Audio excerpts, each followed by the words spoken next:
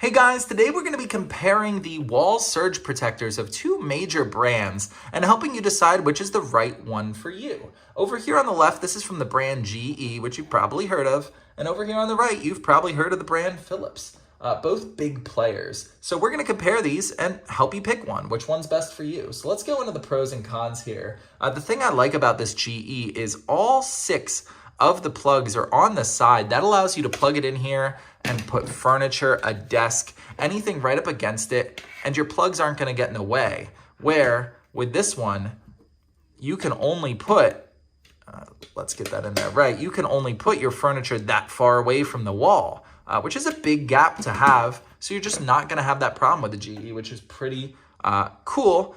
With both of these, all of these plugs are pretty close together, so you might not even get 6 devices plugged in there. If you have anything oversized like this, it might block it there.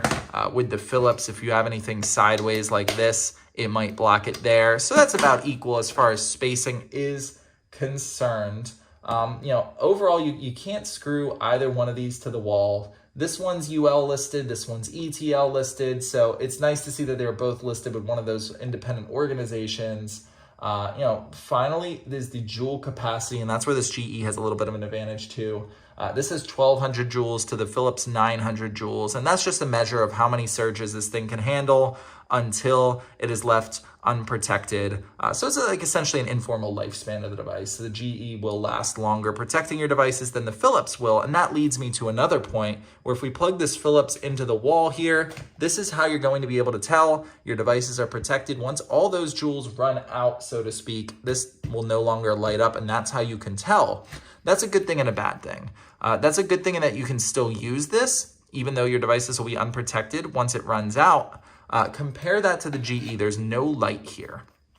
And that means once you've run through the joule capacity here, this is just going to shut down. You won't be able to use it at all, which you may think is a bad thing, but it actually may be a good thing because it forces you to get a new device and protect your devices from these surges, and you may not notice that this light goes out. If you have this behind a couch, behind a desk, you're not looking at this light every day, so it may be days, weeks, months before you realize this light is no longer on, and by that time you may have been hit with a surge. So it is nice that this GE automatically powers off when it runs through its joules, and you get more joules. So overall, I think there is a little bit of a clear winner here. I prefer the GE over the Philips if I had to choose just one. Between the location of the plugs, the amount of joules, the auto shut off, I would definitely recommend the GE, but I hope this video is helpful in comparing these two popular brands.